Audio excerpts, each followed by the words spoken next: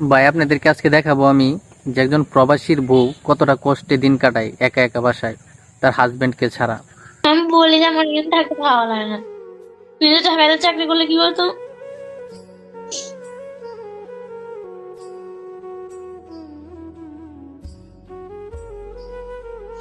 একটা ঘুম আসে না, কষ্ট করে।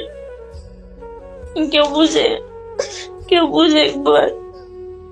সকালবেলা ঘুম থেকে উঠে না দেখে বকা দেয়।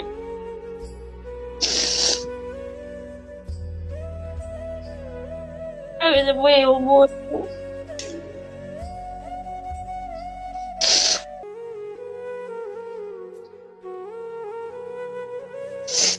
কিছু না।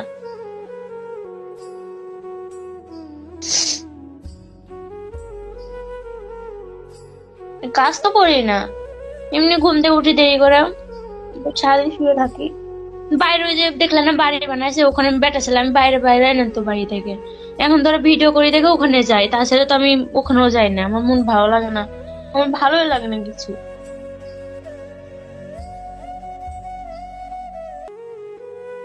ভাত খাওনি তুমি? ওই যে ডাকলো তোমাকে ভাত খাওয়ার জন্য।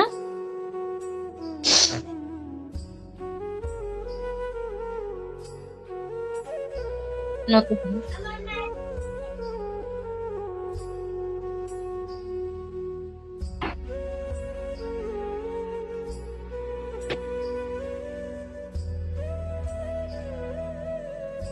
এখন তো কাট আছে, এখন কেউ ধরবে?